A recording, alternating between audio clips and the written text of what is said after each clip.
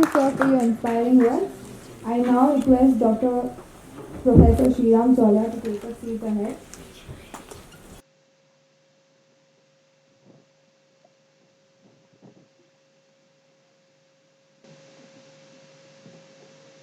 NSS representative Ajay More is going to express his thoughts about NSS.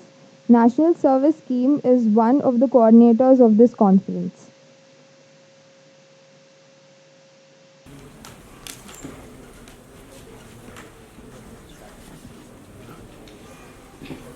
Good evening. I feel very honored to stand in front of everyone as a COEP NSS representative.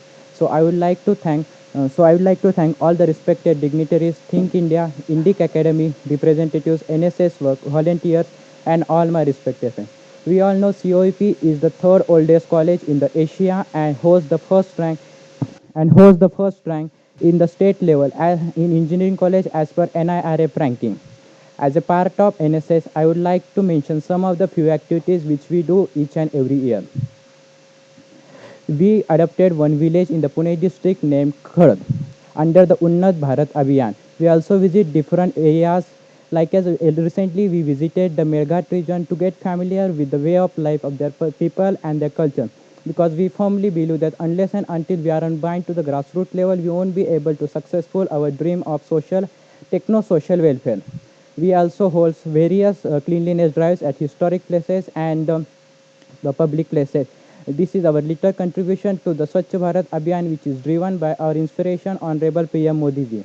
The COEP NSS students and the Think India volunteers also we visited at the Savarkar Adhyayan Kendra and attended the keynote lecture given by the faculty of the Symbiosis on the role of women empowerment and the national integration. And Dr. Girish Kulkarni delivered the lecture towards meaningful life. We pass the legacy of the social work in terms of the COEP NSS to the juniors, and they pass the battle to their juniors. In this way, chain gets created. COEP is well known for producing the world-class engineers. Also, we are very famous for doing the social work. This technical work plus social work is nothing but the sort of combination of brain plus heart, which makes us a complete human being. So I will also thank you very much. Jai Hind, Jai Bharat.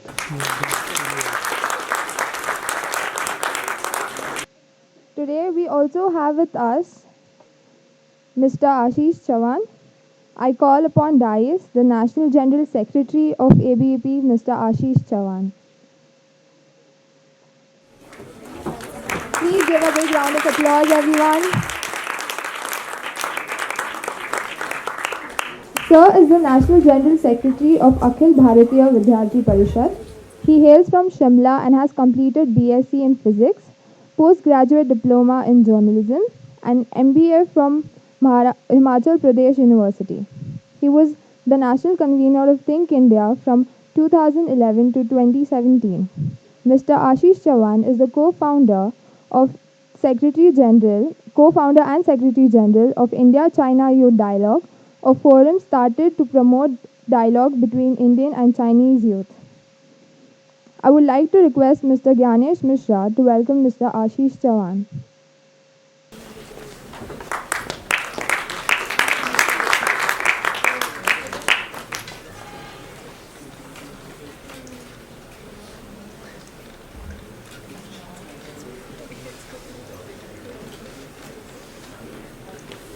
Also, as I mentioned before, that we are going to have special mention awards for people who are really active in the group discussion. I would like to call upon Sampurna Mukherjee for the IT and Indian Soft Power.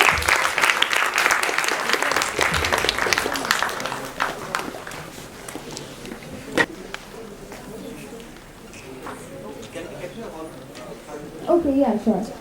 Sampurna Mukherjee for IT, Manasi Veer, Spirituality, Manasi Veer, Pranay Sethi, Education, where is Pranay Sethi?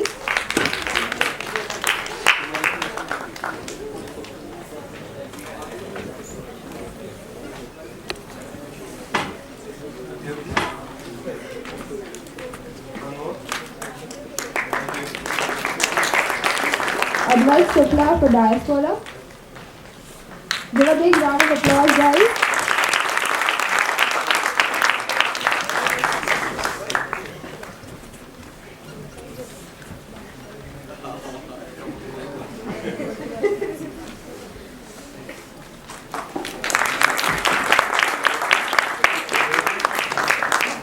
Sarthak Dora for Tourism. Again, a big round of applause.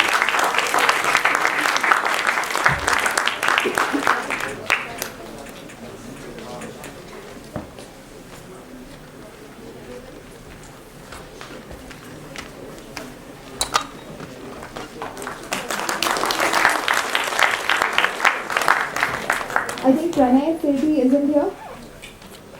Okay, he is here. One group photo if you guys want to take. Yeah.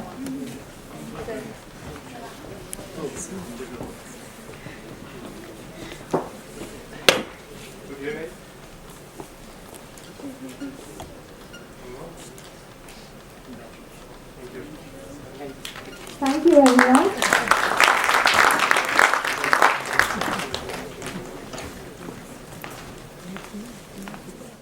I now request Mr. Ashish Chavan to speak a few words to conclude the conference with your insights on India's soft power.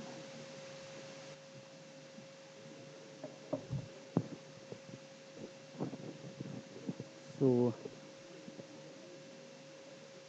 it's already past 5. I should say good evening now.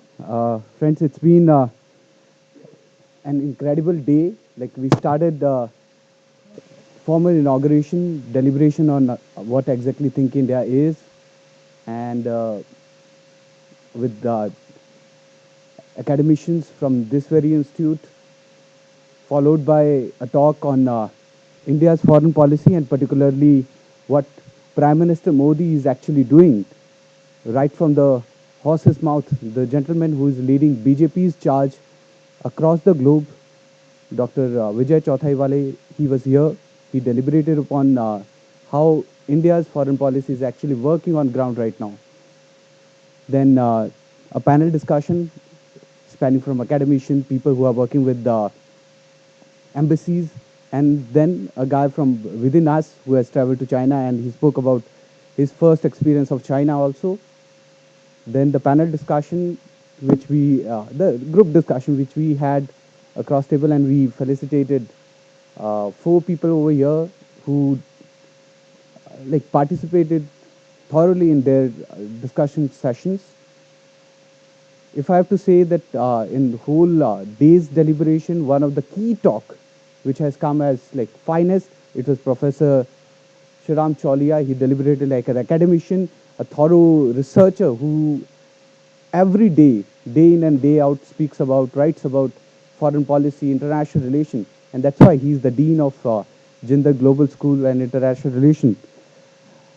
One of the target which has been given to me, or task which has given to me, is while being in Think India, while serving this nascent platform for 7 years, and which has grown up working in various institutions right now, having so many chapters across uh, metro cities, tier 2 cities, wherever we have an IIT, IIM, a National University, wherever we have a credible institute, there is a Think India team which is right now working.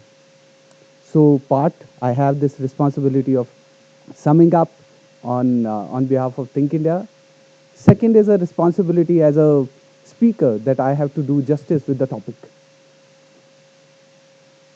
In whole deliberation during the day, we deliberated upon each and every aspect of soft power, from the definition, from the academician who spoke about how soft power per se as an instrument, it existed from long back.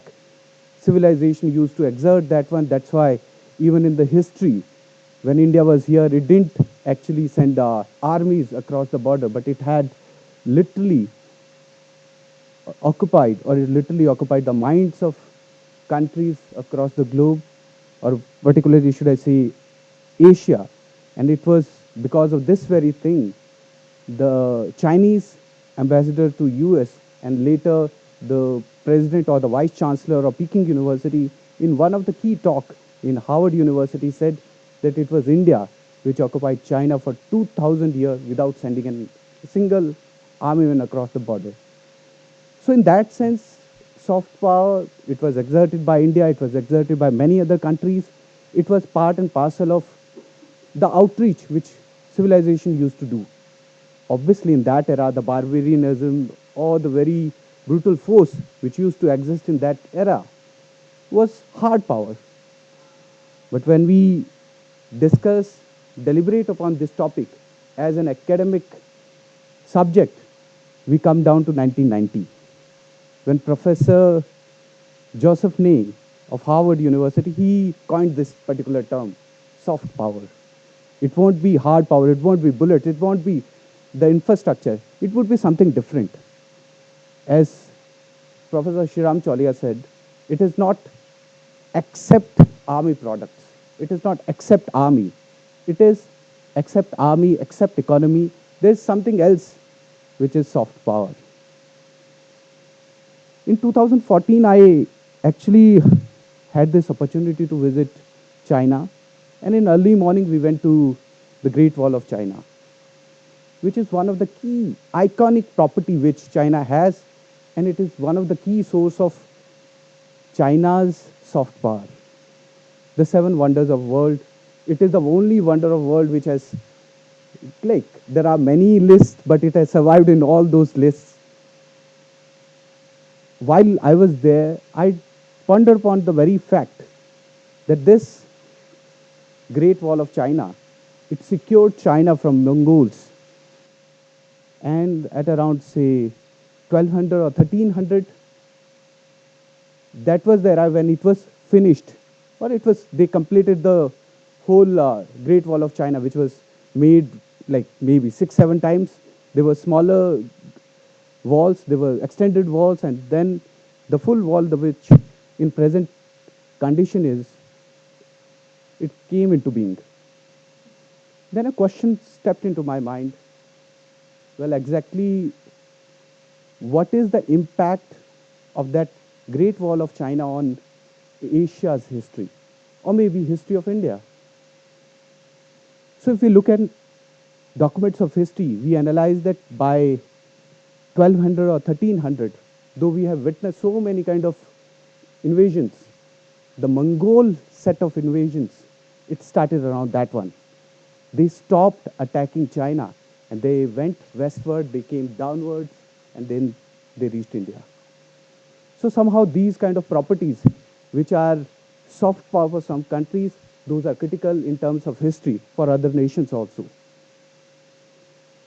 In Joseph Nye's idea, one of the key property which he deliberated was that if you somehow agree with the soft power notion, then you have to take all kind of ideas which that particular country, or particularly speaking about US, when they spoke about American soft power, then you have to take all those ideas which were actually, say, democracy, freedom, liberalism.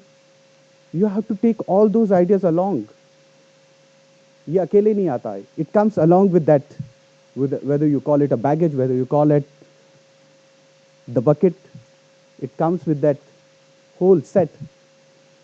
And we have seen in so many countries, wherever this attraction towards US has happened, all these things have happened. It had happened in Africa, it had happened in East Europe. Post 1990, when all these East European nations and former USSR countries, they broken into almost like 15, 16 countries, still there was a large amount of thrust which came towards America. Many people were now getting away from idea of communism. They were like the very dreams of USSR supremacy was shattered. Then came this idea that obviously it is the market economy which will flourish, and it is the democracy which will flourish, and somehow all other countries, they accepted this notion. And what we see as in 1992, one of the key book which Francis Fukuyama has written, The End of History. So he deliberated upon all kind of stats. One of the key stat he said, see how many countries have actually adopted democracy, and in terms of human history, the whole number of countries which have followed one set of structure, that is a great change, that is a great conversion which has happened from monarchy to imperialism, all kind of structure into a liberal democratic economy. But still, in this whole notion of ideas, like about the soft power which America actually exerted on the world, Joseph Ney particularly, he uh, he spoke about almost all major countries. He spoke about India, he spoke about Russia, he spoke about African continent and particularly South Africa also. He spoke about Brazil, he spoke about Europe. He did speak about China, but whenever he spoke about China, he mentioned China and Russia together. Somehow he didn't put that much of emphasis on China. And we see right now in 2018, like 1990, many of the people who are sitting here were born in 1990, and later, like many of you are post 1990, but I am from that very era. So in that sense, missing a country in 1990 and then in 2018, that country has become such a powerful impact in terms of foreign policy and in terms of soft power. It is an abrupt failure of the soft power theory of Joseph Ney, that he didn't predict China. And one of the key element of how he failed in predicting China was the China's overall rise in terms of economic powerhouse. It focused on its infrastructure, though it is many a times like criticized for those kind of like ghost cities. It is criticized for so much of environmental issues which have come because of that overall infrastructure which has been raised in that country. But end of the day, even if I take example of Professor Cholia, end of the day, China has done incredible work in terms of whether it is pulling out so many people, like 700 million people out of poverty. A country which was always considered a third world country, which was still developing, and right now China comes at number 2. One of the key things which I wanted to discuss here on this platform is how to build a soft power. And one of the key case study is China, how China has actually emerged, particularly focusing upon its economy, whether you take it SEZ, whether you take it uh, skill development project, whether you take its universities, whether you take its initiatives in getting an outreach campaign across the globe, bringing their teachers, bringing their researcher back to their country and asking them to teach in their university. Whatever you call it, they have already done in that regard, and clear focus they have laid on was building their economy. Shashi Tharoor has rightly mentioned that if you don't club soft power with the hard power, or if you don't have a hard power, it's a like clear weakness. You can speak about volumes and volumes about your civilization, you can speak volumes about non-violence, but end of the day, जो सांप जहर नहीं रखता उसे डरता भी कोई नहीं है. And similarly, the notion of clear hard power without any soft power would eventually put you under so much of pressure. So many a times US has done such kind of things, that they have exerted so much of pressure, so much of force on so many countries, that they are literally on blacklist in all those countries, mainly in Middle East. So in that regard, the clear focus of soft power, it cannot come with pardon me, without hard power, but we have to balance it out, and the focus has to be having a superstructure, having a structure of hard power, and above that one you can build on your soft power. And in that regard, particularly China. On one hand, it had built its economy, it had built its army, it had built its economic instruments, and that's why BRI Border Road Initiative, whether you call it One Road One Belt Initiative, they are they are literally traveling across the globe, and they have a corpus of $1 trillion which they want to give it to people. Obviously, there is a cleavage, there is a issue there. They will be charging so much of money, so much of interest, that many countries will, end of the day, will fall prey to their that huge nexus. On the other hand, India has a very different setup. One of the American diplomat was once pondering upon this fact that whenever she meets an Indian diplomat, they keep their civilization's ideas in the sleeves itself.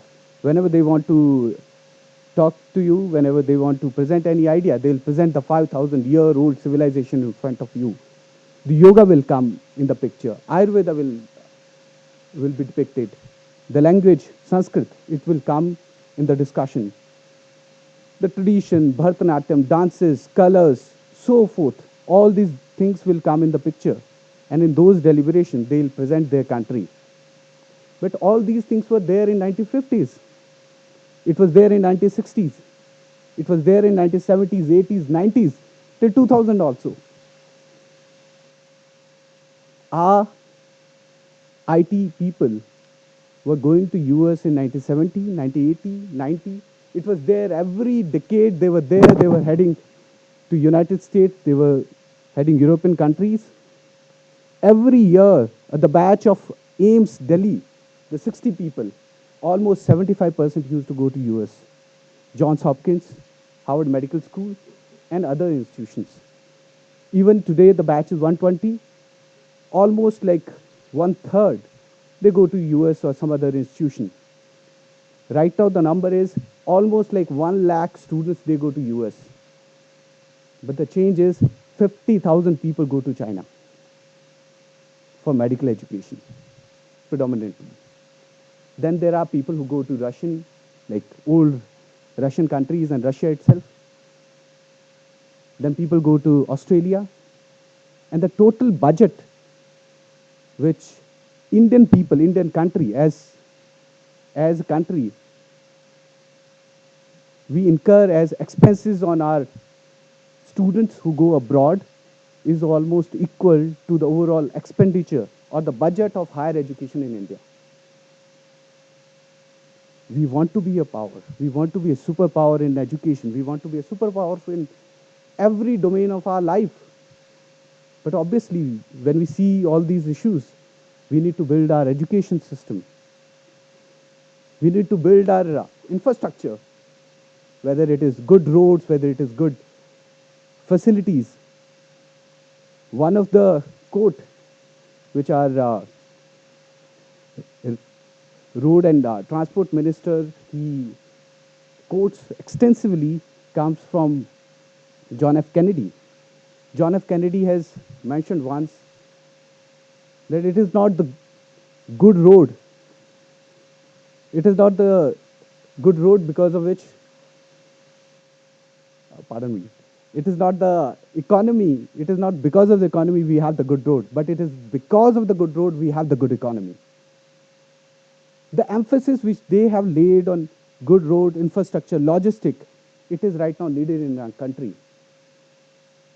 And when India wants to exert, when India wants to push its soft power in various other domains, whether you call it cinema, whether you call it in external affairs, whether you call in any other domain, or in the public standing. If you go to any other country, right now you feel an intrinsic pride in saying that I have come from India. Earlier, there was a civilizational pride. Yes, we didn't breach our border in order to occupy any other territory. But today, it is not only that civilizational achievement, it is not the civilizational, what you can say, like high moral ground, but it is right now so many things.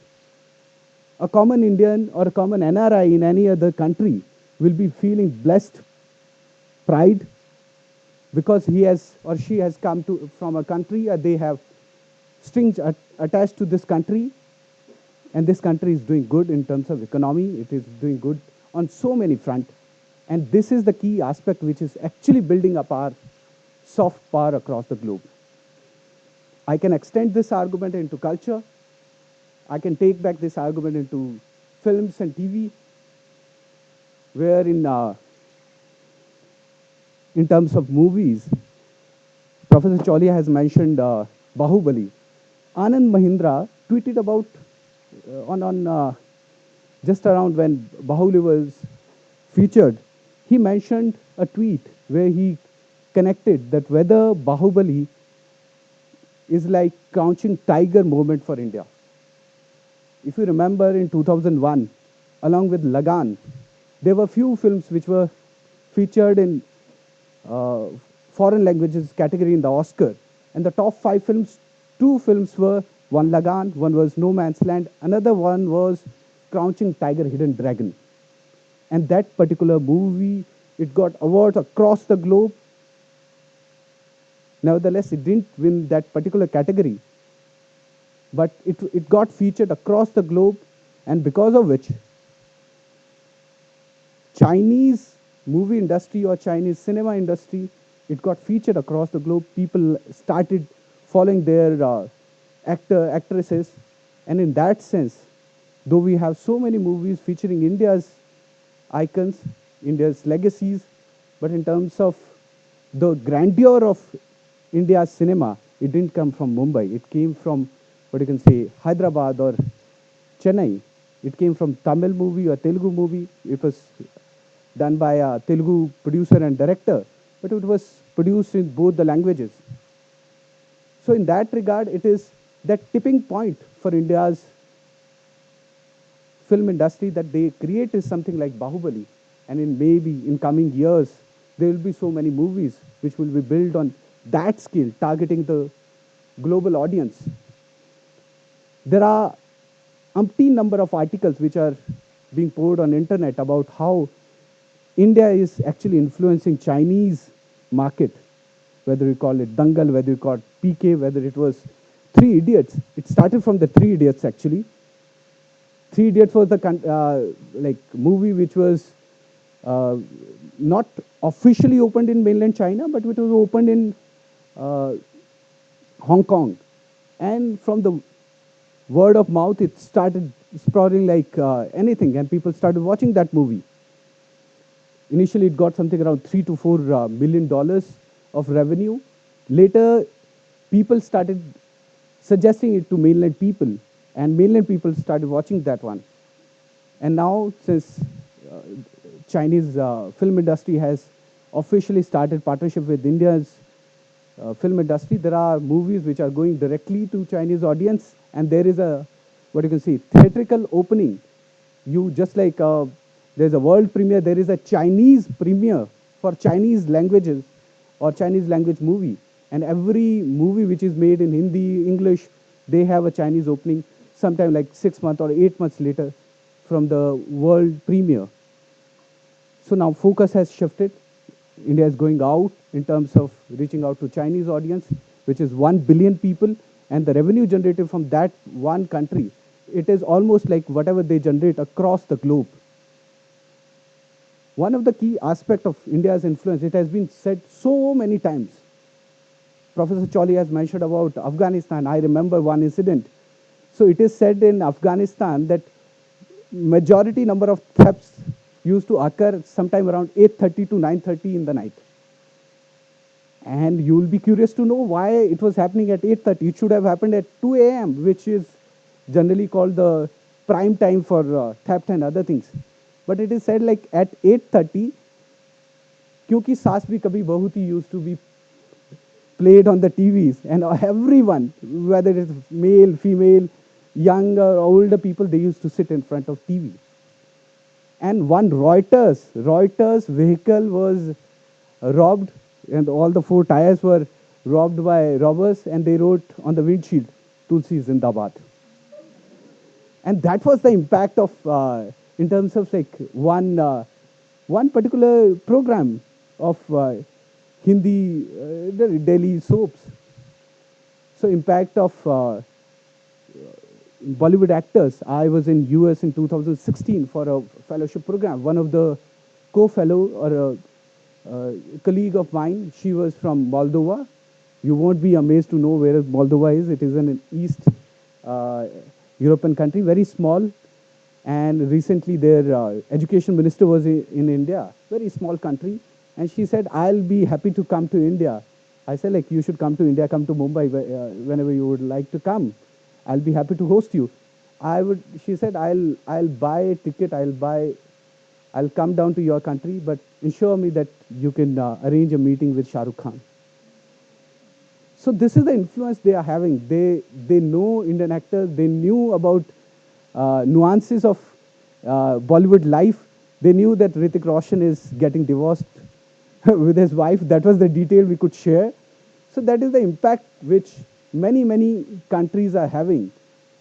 Many of the Indian TV actors, their the episode is dubbed into regional languages. One of the African countries under 17 team came last year for the under 17 football World Cup in Navi Mumbai. The contingent of one of the African countries, since they were listening to all those soaps in Swahili, they thought that the actress, which she came there in the like event and they interacted, they thought that she will be speaking Swahili, and they started talking to her in Swahili. So that is the great impact of how a language, how an event, how an soft power outreach can happen across the globe. But one of the clear aspect of this story that how soft power can be built is you have to institutionalize the economy along with this great narrative, great idea. There are inherent difference between two set of things where we can target how to create a soft power identity, how to create a soft power, what you can say, key aspect.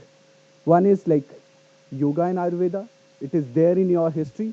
You have to just acquire it. Acquire in the sense you have to establish your leadership onto that platform.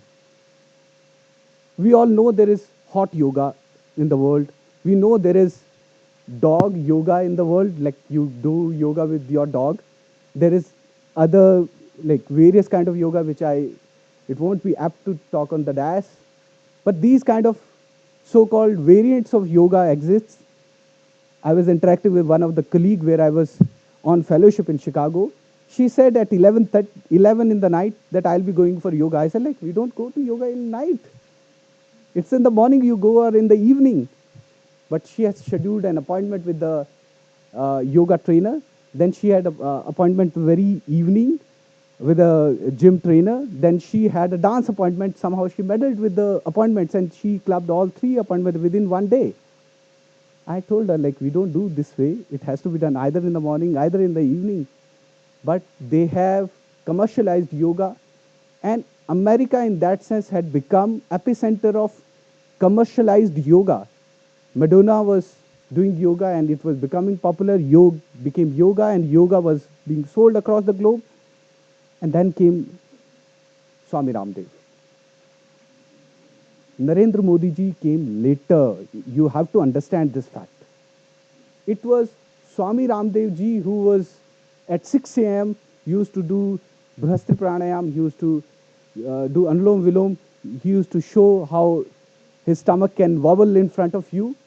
So that was the key aspect of Indian TV, which created an icon which was Swami Ramdev, and that's millions and millions of Indian people started doing yoga in particular aspect, which we used to do earlier aspect, like we used to do Surya Namaskar, we used to do other pranayams, but a particular set of three pranayams, particular set of training, which Swami Ramdev, he projected in front of Indian public.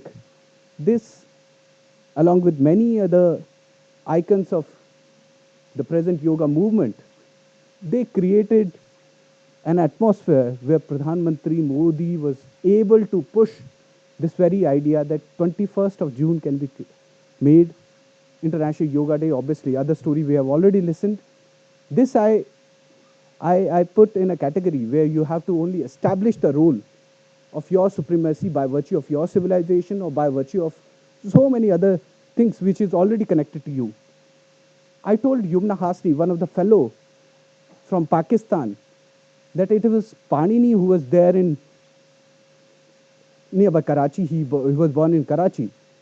But the learning of Sanskrit is forgotten by Pakistani people. But we Indians, though Panini per se from the land where he was born, that is right now in Pakistan, but the legacy is carried by us. I cannot deny you, I told her, we cannot deny you to take leadership of that very subject or for yoga or so many subjects. Since you people have failed in that one, you people have categorically denied that you will take up the baton of yoga, Ayurveda, and Sanskrit. We are doing it on a world level and we are taking up leadership. That's why attraction of the world is tilting towards us. Even if I say that International Day of Yoga, it belonged to India or India took that leadership, but it is the common heritage of Pakistan, Bangladesh, Nepal, Bhutan, Myanmar, Afghanistan, Sri Lanka for the matter. So all these countries share that common legacy, common history. And it is the very aspect which Sunil Khilnani actually mentioned. He spoke that these are the countries where India has a cultural connect. Earlier, we used to somehow extend this idea of cultural connect. These countries used to not openly, but somehow have this discussion of connection with India, whether it is an ASEAN country or South Asian country. But with the rise of India in the higher pedestal of Committee of Nations, all these countries are somehow feeling pride in connecting themselves with India or India's cultural heritage. That's why the idea of Nalanda University, it has become an active example in front of us. That university is right now in nascent stage, obviously, but one, if you want to push an idea, you have to be in a rightful place where you can actually have that moral authority to push an idea on a global scale. So in that regard, if I sum up my discussion, it would be aptly that these are the very areas where we have to actually exert our leadership, and we have already, our earlier generation have already done quite of spade work already, and we have to push that agenda. We have to push our policies, our acts in that regard, that we take leadership of all those initiative platforms on a global scale. And if we want to build soft power from the zero, from the nil, we have to take example of China. We have to take example of our film industry. We'll have to take example of our IT industry, which has built upon educational structure, which have built upon our creativity and artistic level. And then probably in the coming years, we will be able to exert new dimension of soft power initiatives across the globe. With this, I conclude my point. Thank you so much. And if I have to just carry one particular stat, there is one stat which I noted down. One of the key aspects in terms of hard power and soft power, the overall world, even to this day, it doesn't give that much due credit on soft power. If I have to tell you the numbers are from 2001 and 2002 though. US expenditure on their hard power, that is their military, was in the tune of $350 billion, but their soft power budget was something around 1.12 billion. Only $1.12 billion was the amount they were putting on soft power, and on the other hand, almost like $350 billion they were putting on their military and hard power. France, almost like 1 billion and 33 billion. Britain, 1 billion and 38 billion. Germany, 218 million and 27 billion on the hard power. Japan, 210 million and 40 billion on the hard power. Obviously, world still is tilted towards hard power, but these are the creative things, areas where soft power can be pushed.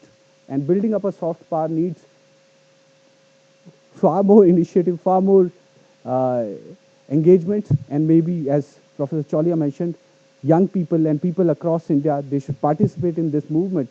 And that's how this India's idea of creating a soft power or a great nation in that regard will be a reality in coming future. Thank you so much.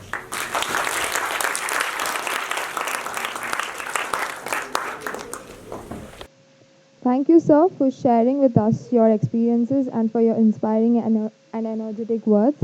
I now call upon the dais, Mr. Abhijit Pawar, to give the vote of thanks.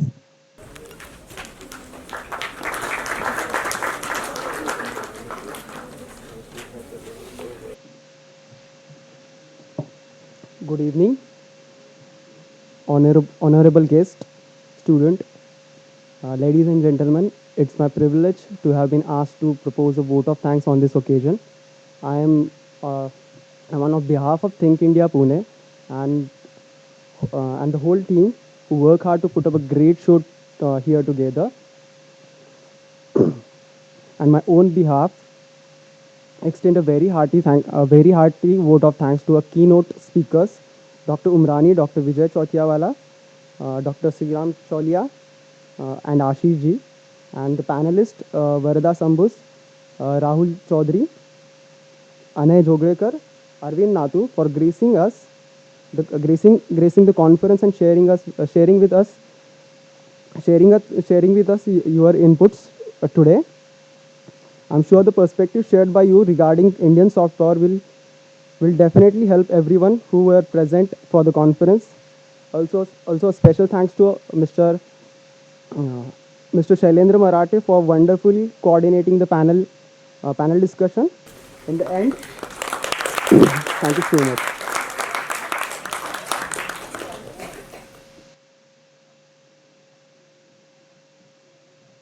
So finally, we are now done, officially ended the conference. I Yes. If you guys have any more questions, since we're short of time, you can ask Ashish ji any of the questions that you have. And for the certificates, those of you who are in the group discussions, the certificates will be provided in the classes that you were in. So you guys have to go back to your classes and take the certificates from there. Thank you so much, everyone.